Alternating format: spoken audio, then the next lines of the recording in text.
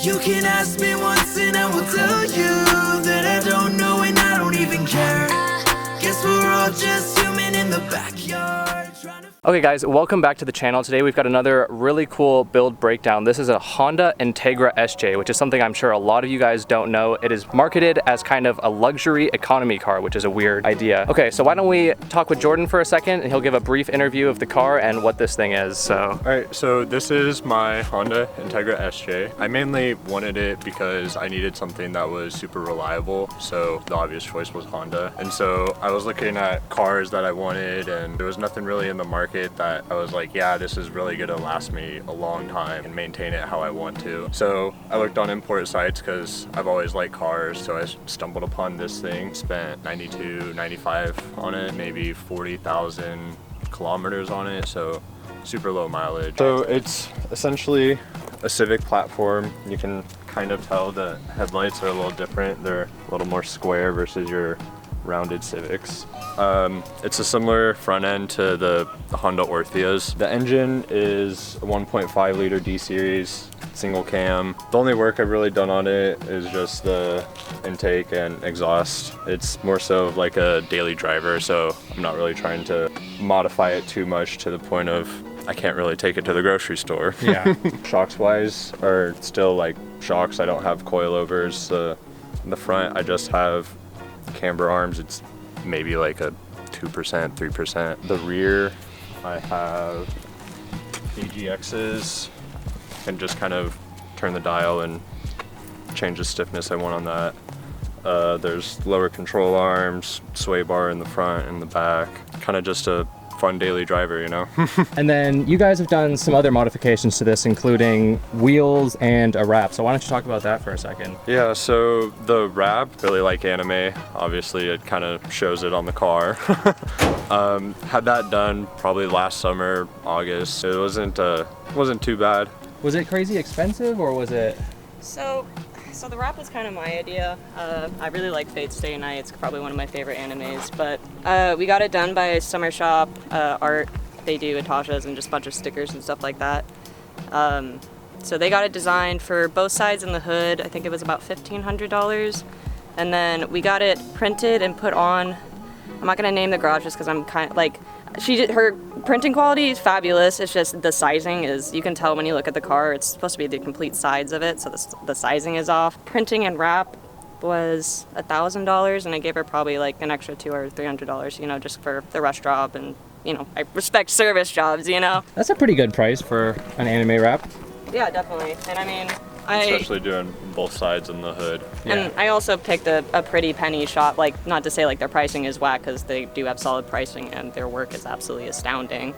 So I just wanted to make sure it wasn't, I had to get it redone. I didn't even have to get any touch-ups or like, you know, because they'll send it to you, it's like, does this look good? I'm like, fucking perfect. And then, do you know what kind of wheels these are? These are just, I mean, they're just some Avid ones. The caps are with the actual tires. We just got them off some Beamer dude who did a lot of, you know, drifting and stuff. They used to be, what, 250s on here? 225s. Yeah, 225, super beefy. I really liked the look, but they just weren't practical, super heavy to even get like a single rotation in. Yeah. They fit the car pretty well. Oh yeah, no, I really like the bronze look. I had to kind of convince him because he's not too crazy about 5-spokes. I know, I love those, dude. I love those. The engine is a little bit weird. It has a CVT from the 90s. Yeah, so a lot of the parts from it are from a lot of different Hondas. Like the distributor generally will come off of a 1.5 liter. It has a flat 7 on it instead of your typical, what is it, a 2x6 or something. It's a 1.5 liter, which is interesting for a 96 because a lot of those were 1.6, your D16, Y8s and all that. Yeah, I think they were done to do that because then it brings it down in the emissions or the actual registering a vehicle, because you know K car is like under 1,000, and then there's the other jump is like 1,500 or less, and so the US cars are like 1.6s, but all the Japan cars are 1.5, so that's yeah, kind of just it's the highest end of that low bracket. Yeah, exactly. There's the intake, which is from HPS. The headers are eBay.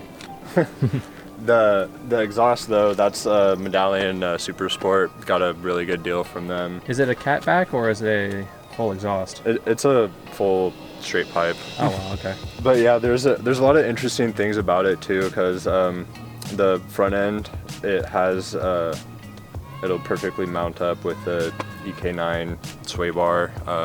Our buddy was telling us that it looks really similar to how the American SI subframe was in the front. And then what about actual power? So do you know the stock horsepower figure for this, and what does it feel like? What is the butt dyno telling you?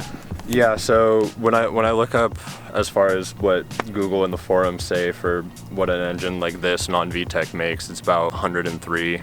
So it's probably lost a few horses in the years, but you know, not too concerned about that, it being a daily driver and all that. Yeah, and then you mentioned the CVT. Have you had any problems with it yet, or is it just like, you know, a time bomb? Well, I mean, yeah, it's a CVT, so it is a time bomb. There is some problems as far as just like leaking transmission fluid, and it's got 130,000 kilometers on it right now, so it's about 80,000 US miles. So hopefully, fingers crossed, nothing happens soon. Yeah, so we had our buddy Paul with the Sarah help us with a lot of the wiring. I don't really know how to do all that stuff, so he just had a bunch of parts lying around and was like, hey, we can put a sub in this if you want, and it's in there. Oh, the doilies? Yeah. Doily. Are they factory? Yeah, so the doilies, like, there's a lot of them that you'll see in like Japan. Taxis will normally have them, kind of just keeping the seats clean for their customers. You know, they're kind of culture like that. But these covers are Honda factory made. It's got like little Honda tags on them. Wow, that's pretty funny. Yeah, they came with the car when I bought it from the dealership, so I'd imagine it came when they imported it. You can see kind of in here, there's an air filter in there. Oh, that's pretty cool. So Japan being cool like they are in the 90s, you just smoke in your car and have an air purifier. And then is the rest of the interior pretty standard Honda stuff, or is this all like? Yeah, so the whole interior is OEM. The only two things that I'll say are different is right here I have a bass knob for the sub, and then just the head unit is compatible for Bluetooth. Oh yeah, with it being the CVT, you can see right there it's got what is called a Honda Multimatic transmission. So it's got economy, drive mode, and sport mode. Wow, can you feel a difference? Is it just the shift times that it changes? So CVT, it doesn't shift. There's no gear ratios or anything. Fully getting bigger or whatever? So it's really funny. You can actually hear like the difference in the exhaust, like in economy and in sport mode. Okay. Like, I'm not too sure about how it exactly works. I'd imagine like with it having 16 valves, you know, it might just close off half of them in economy. Yeah, that's a pretty funny feature. So which manual trans would you? I have no idea. But I have been looking into that, and a lot of stuff that I've read online, people are saying like with them being D series, you know, they don't create a lot of power, but if you're gonna get the most power out of it, you might as well go with a B series transmission. So I might be going towards that avenue. And then, is there much of a following for these in America, or what are you doing for information on these? Are there forums? There's not really a lot of forums or anything on it, and I have like a full like maintenance book for this car. In Japanese? Yeah, unfortunately it's in Japanese, yeah. But it's got a complete breakdown of like the entire car from top to bottom, every single grommet, gasket. Wow. Yeah. Yeah, really literally the only place that you might even just see these barely still around is literally like Malaysia, Philippines, stuff like that, because they're reliable daily drivers, and that's kind of on the side that they were, you know. Yeah, and they've probably all been exported out of Japan at this point.